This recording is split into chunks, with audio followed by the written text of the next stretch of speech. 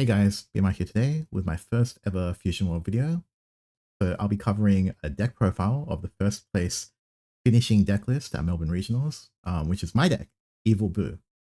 So very happy with that finish. So I've been playing Fusion World for the past year. I've managed the top 6 events in a row. I came third at Nationals. I've come top 4 twice at Regionals, but finally I was able to take home a regional win, so I'm very ecstatic about that. So I thought I would do a deck profile to kind of commemorate that. So the deck I brought was Evil Boo.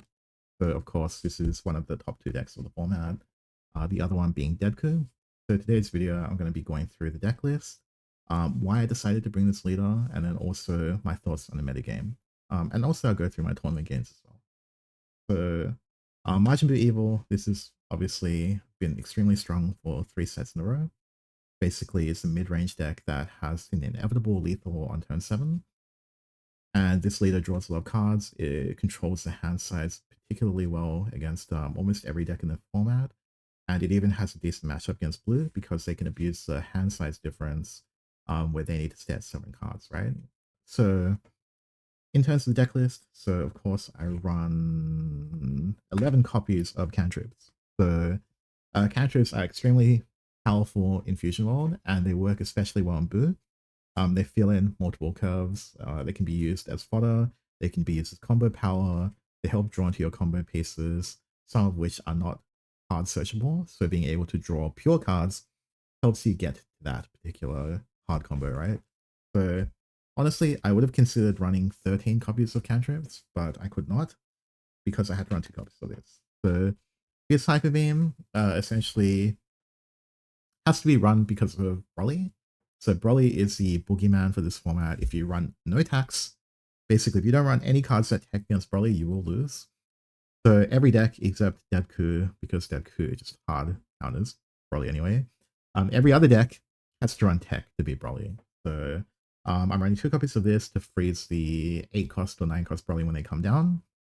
I did kind of want to run more, but again, it's so tough to decide like what to cut for this. Like, you cut a cantrip? I really don't want to, right? So I decided to just test my luck and only run 2. But if you really want to beat Broly, you might run a few more. So that's the Broly tech. Then we run 4 copies of Freezer. So this card is incredibly necessary, controlling life, not hitting their life essentially, so they don't get to draw cards. It's harder for them to charge, harder for them to get their key combos out. On top of that, for key targets that you must kill that are standing, you play this, you swing into a combo, etc. So it's also 10k, so even if you don't play it, it's powerful in hand as well. So this card is necessary. It also outs all of Deadku's early stuff, especially Sharpener, right? So has to be run. A combos with Fierce Hyper Beam as well. Some people did ask why I don't run Energy Absorption. I think it's personal preference. Fierce Hyper Beam is better against Deadku, whereas Energy Absorption is better against Broly and like a few other decks. But most of the time, the difference is not very large. Often you'll just charge the card anyway if you're not against Broly. Next card is 2 copies of Puri Puri. So this is a follow-up for my Broly tech. So essentially the matchup against Broly is they drop the field spell, they draw cards, even if you drop them below 6 cards in hand. Eventually their hand quality becomes very, very strong because of the field spell. So you have to be able to clear it in order to win the matchup. So I ran 2 copies of this. It does pretty much nothing against everything else. I don't think I've ever played this against Deadku this entire expansion, I think, but hypothetically you can, but yeah, it just hasn't come up. I only run 2 copies anyway, right? So it's to be expected. Okay, 2 copies of Nades. So originally you ran 4 copies of this last season, but this season you have to run Pure Pure or some other tech. Essentially, it's mostly run because it's 10k. Sometimes you have to self-awaken using it, but because we run 4 copies of Janemba, it's not as important. So we just run 2 copies. Speaking of self-awaken, so Janemba, the best self-awaken in the game. Only costs 2 play points, but it gives you 25k swings. You can take a life, you can rest a card, you can do so much with it. So flexible. Definitely one of the stronger cards that are super generic. You can play in any deck that's yellow. Yeah, you have to run 4. I would probably even consider running 6 if you could. I just cut nades altogether. Next card is 3 copies of Final Explosion. So this card, you have to run it, right? The meta, semi-strong 4 costs and below. You need this against black, you need it against blue to rest Videl and kill Videl, kill Sharpener, potentially kill Gohan, etc. You need this against red. You can kill Jiren with 2 of these. You can do a lot of stuff. You have to run, at least, I think. Next one is 4 copies of this. So I hardly ever see people saying to ban this, but I think this card's completely broken. I mean, basically a +2. Like you draw a card, they discard a card. You're usually targeting a cantrip anyway. So yeah, this is a real reason why Majin Buu is so strong. But I mean, whatever. You can ban Bubby or whatever as well. It doesn't really matter. Next one is the aforementioned Bubby. So some people say to ban this because basically you can run the minimum amount of Majin Buu stuff, but still get your leader effect if you at least have 4 of this. So yeah, I mean, I think it would kind of make sense, but effectively this card is so strong. Like essentially, when you're awakened, you drop this, and then you discard that card, activate leader ability. Yeah, and then it's really hard for them to keep a large hand size if you have to play around this that at the same time. Next up is 4 copies of Majin Buu Kid. You know, for some reason, all the 3 costs in this deck are broken, so this thing just swing 30k twice in conjunction with the discard. It's really hard for them to survive it. You know, on turn 5 you play with Majin Buu Kid, or even on turn 7 you play 2 of these. They really can't survive like the, you know, 4 30k swings, 35k double strike, and then potentially like, you know, 20k leader. Yeah. So yeah, any of these 3 costs you could hit it, and this would hit the deck. You know, to balance status, I suppose. 1 copy of Frieza. So the only reason I ran this card is because I need to have insurance against Jiren, just in case. I think the matchup is favored either way, but I don't want to take any chances. You know, I want to make sure I have something I can mulligan towards. And then often with Sony cantrips, you might hit it 40-50% of the games by the turn 4 mark. And especially sometimes in a late game, you just randomly need this and you're on 6 energy to have Jiren and you just clear it. And then even if they UI Goku, it doesn't reduce the stat line, right? So then, you know, you can even defend this with a super combo and then you should aim to win the game after. So, yep. Also, it's decent against mini blue Vegeta, but you don't need it. Sometimes it's good, right? They can't really out it. 3 copies of Majin Buu Kid Double Striker. So again, you have to run this. It's one of the largest tempo swings available to the deck. It's not easy for most decks to clear this because 5 costs 35k power, and they also have to clear like either the 30k or the 25k Buu. And also this usually comes down around the same time you're awakened. So it's your win con, it's your tempo tool. It's very strong. Then we ran 2 copies of Son Goku, the 4 cost Frieza. Well, I shouldn't say Frieza, given the it's Dragon Ball. But anyway, basically this card is very important as well against Broly, but you know, we're running out of space, so this is one of the first cards to get the cutting block. But you know, sometimes you just have to have it to freeze double you know, double Broly or against droids. Sometimes you need to freeze their cards. 10k counter. Yeah, I mean, you know, it's been a very strong card ever since FBO2. And then finally, we have 4 super combos. So super combos, of course, you have to run them in fusion mode, right? You have to run 4. So that is effectively the deck list. So I honestly don't think it matters too much what the list for Majin Buu is, as long as you're running the standard. You can play around with the ratios of the tech, depending on what you expect from your metagame. I don't think it really matters. It's more important how you play. So in terms of why I decided to bring this deck, so essentially, like, I have a lot of confidence that, you know, I'm going to win the mirror match. So I think that's a favored matchup. I have confidence I'm going to beat Yellow Vegeta because that is just a favored matchup. It's very hard for them to deal with a hand rip. And then also, even with the buff, with the results of training, it's still not that easy for them to clear your board repeatedly.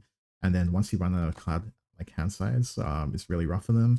And then also, when you drop them to 0 energy, that's when you can go really aggressive because you know, half the hand are going to be extras as well. So yeah, I'm quite surprised that Yellow Vegeta is doing as well as it is because I think Boo kind of wrecks it, and so does Deadku in my opinion. So Yellow Vegeta, in terms of green androids, I mean, of course you're favored. they can hardly keep a hand size like worth talking about, and that makes it very awkward for them. And then they can't really awaken you as well, because if they awaken you, they just literally die. So they have to play a style strat, which is inherently disadvantageous for them if you know what you're doing as Majin Buu. You know, mini blue Vegeta, I think you were favored again for that. So of course, even though they're very defensive early game, there reaches a point every single game around the 5 or 6 energy mark where all of a sudden you flip the tempo around, you clear their board, or sometimes you even ignore their board, right? And they're literally unable to clear your board, or they have to do something like play center, clear everything, reset, right? And then they have no energy open, and then next turn you flood the board again and they die. So mini blue Vegeta, like of course they can win if they tech really hard, but they can't because they need to beat other decks in the format. So I think again you're favored against yet another meta deck. And then I think you're favored against pretty much every red deck. Jiren I think is favored, you just rip the hand size. As long as you as long as you draw like some kind of out to Jiren before turn 6 or 7, you're usually doing fine in that matchup in my opinion. Even with the new build, I think again, I think if you're a good Majin Buu player, you're favored against Jiren as well. And then we get to the decks where it's sort of not as favored. So like Broly. The main reason I say Broly is because if you don't run any tech, you definitely lose. If you run tech, it's maybe 50-50, I think. So that's the reason I ran so much tech. I think the deck takes very little skill to play. So that was the reason I was more willing to play like the tech options, because I don't want to run into a situation where like, you know, the deck where my opponent's almost guaranteed to play optimally, just by virtue of the deck. And then, you know, I would just lose from there if I don't run any tech. So that's that. And then finally we got, is it finally? I think the other deck I played against. Oh yeah. Yeah, it's Deadku. So I mean Deadku, like this deck, it is unfavored. And of course I play on the online client a lot. And basically I play against top Japanese Deadku players, and that matchup is rough. But even that is maybe 40-60, like unfavored. But then realistically, there's not that many top level Japanese players playing outside of Japan, right? So when you're playing against people who aren't on that level, it goes from an unfavored matchup to a favored matchup. So from that perspective, why should I worry about Deadku if I'm favored against it in my country, right? So to be honest, that applies to pretty much every country outside of Japan. You might verse maybe like 1 or 2 good Deadku players, but yeah, I mean, most of the time you don't have to worry about it. And then you can play a deck that has a really large delta, like against like the average player. Whereas with Deadku, the other problem, and the reason I didn't bring it as well, is because when you do play the mirror, you have to play extremely fast. And then if you don't, you will go to time. And then with the current iteration of Deadku, it's really rough because if you go to time and the opponent has the final turn, they'll just go the secret rare and then just go 75k for 6 energy plus whatever else they have, and then all of a sudden you just lose on time. And I didn't want to run into that type of situation. But to be honest, I didn't expect much Deadku. And then on top of that, I didn't expect many good Deadku, right? But I did verse the best Deadku player of the tournament in the final round, as expected. So I'll go through the matchups now actually. So round 1, I versed Red Daimaku. So Red Daimaku, that matchup is generally fine for Buu because it's hard for them to keep a board, because if they play a board, you start trading aggressively to rip their hand, and then they have to let the card die, right? If they don't let the card die, they have no pressure. So inherently you're favoring that matchup. And so that's how it generally played out. He had to charge 2 of his UI Goku early, and then he didn't have it for the late game. So without UI Goku in turn 6, of course he can't beat Majin Buu. Okay, so that was round 1. Round 2 was, I think, Broly. So Broly, that matchup is quite difficult, but I managed to open Puri to clear its field spell, and I discarded his Hell Majin Buu. It reached a point in time. Oh, and I also got both my copies of Fierce Hyper Beam. So I locked away his guys. So it reached a point in time where he only had, I think it was like 6 cards in hand with a 9-cost Broly and an 8-cost Broly on board. And so with 16 cards in hand, I just let him do like all the swings he wanted. And then eventually, you know, he swings for big double strike, but I have 4 super combos and like a bunch of 10s, of course, so I'm never dying there. So that's round 2. Round 3 was against Blue Mini Vegeta. So again, this matchup I typically believe is quite easy to play. So it always plays out the same way. They defend early, and eventually you manage to got them down to 5. they drop them down to 3, and then they're pretty much unable to win because they must spend energy to clear your turn 6 play, and then turn 7 you just kill them and have no energy open. And also they typically try to stay around 7 cards in hand, so they don't have to, but they typically are, right? So yep, it was not anything out of the ordinary. Green androids.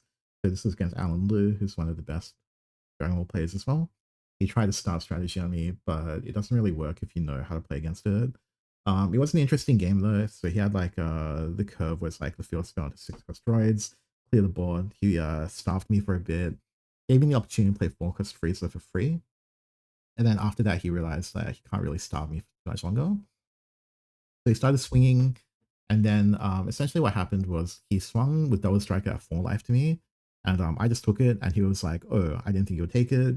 And then as a result, he had to leave 4 energy open because he was scared of me like pushing back the lethal. So what ended up happening there was he left 4 open, and then I just started threatening lethal, but I didn't fully commit to lethal. So by doing that, I was able to force him to discard his entire hand to defend, and then I passed. He had like 4 cards in hand as me. So from that point onwards, it's very difficult for him to come back. So that was round 4. Round 5 was Zamira, so another Sydney player. He definitely was not happy to see me as his opponent because he knows I'm quite good at the boom era. So yeah, we played that round. He used his energy marker to get 5 cost boo and went super aggressive, and he dropped me down to 1 life, I think, which is quite rough. But at that point in time, it depends on whether or not he is able to successfully defend his board and then also self-awaken. But he had to use most of that to defend his board because I would swing repeatedly into his big guys, and then he was down to like 2 cards in hand or something like that, and he had to top out, and he failed to do so. Round 6, Yellow Vegeta. So this one, he played the 2 cost Frieza that rests a card early and takes life. He defended that fairly aggressively, but what ended up happening is, as a result of that, his hand size dropped extremely low. I think he drew poorly as well, but after that point, there's not really much coming back from that. I think I had like a +5 or something on him by like turn 4, and yeah, you just can't play with a low hand size. And then finally, round 7, so Deku, it was against Cirrus, who was the OCE representative for Worlds last year. Actually lost to my Nats, feels bad. But yeah, he'd been out of the game for a bit. He asked me for like matchup advice for most of the tournament, and then you know, from there on, he could easily pilot the deck. You know, he's got that base like innate skill at the deck, and then he didn't need any advice for the Boo matchup because it hasn't changed at all since he went to Worlds. And then that round was very, very difficult. So he won the dice roll. He chose to go first. He went double Videl super aggro, and then he awakened me by turn 3. I think he was trying to force out a final explosion, but I didn't have it. I didn't draw it, and so I just went Babidi, Kid Boo, and I swung 30-30. He defended out of it. I swung 30 with lead again. He defends again. He goes down to like 2 cards in hand or something like that. But he was under the impression basically that he could go double swing, get back double girls with short hair, and then replenish his entire hand, and then I would just have nothing, right? But unbeknownst to him, I did have a fierce hyper beam, energy marketed it out, and then froze one of his Fidelis, and so he was unable to fully replenish his hand. He also didn't have Pilaf at that particular point in time, so he was unable to re-stabilize after, so I managed to clear his board, and then he was the one who was stuck at 15k leader, and he was unable to kind of get past that disadvantage, especially because he had used the Zeno to defend. Of course, he had no choice but to do so, right? But because he had used Zeno to defend, I knew I could go super wide on him because there's no way he runs more than 1 Zeno. And so I just kept him at 5 life. I went really wide. I did actually miss my double striker on turn 5, I think it was, which was unfortunate. But then he also low rolled because on his turn, he had 2 energy open. He blind Videlled to look at top card and then maybe drop the 2 cost Videl. But because he missed, he opted to pass the turn, and he had no choice but to do that because if he had played the Videl hardcast, then I'm just going to swing at it repeatedly, kill it, and then he won't have any Videl left in deck. Oh, maybe 1 left in deck. But at that point, like, he's unable to mount any type of aggression or resource lead. So he had to pass there, and then after that, I drew the double striker. And then from that point onwards, it was definitely too hard for him to come back. So that was essentially the tournament run. I'm very happy that I was able to beat him. When I stepped in, I presumed it was probably a 50-50 matchup because he'd been out of the game for a while, but I knew he was still very, very strong, as evidenced by his top 2 finish. And then the other good thing was I only coached one person for this event, and he's never called before. We did a 4-hour session before the event, and then he played Majin Buu Evil, and he managed to come third, which is an insane result, to be honest. So definitely very happy for him as well. You know, he was ecstatic. I'm happy as well. It was a good day, all things considered. So that is pretty much my tournament run. I'm not sure if I'm gonna do more content for Dragon Ball. Still thinking about it, but hopefully you guys enjoyed this. If you are looking for coaching or whatever, you can also reach out to me as well. Otherwise, see you guys next time. Oh, and I hope they nerf Deku and Boo, and Broly. Those 3 decks, definitely I think need to get hit. Sorry, I totally forgot about that. Probably it's because it's like a meta warper and it takes no skill to play. And then Deadku and Boo have just been good for too long. So definitely hit those. Definitely hit the 4-cost Android. It's what everyone's been saying already. Like just hit the top 2 decks and then hit droids. Like, I mean, then we'll be right. Yeah, I think. All right, that's it. All right, see you guys.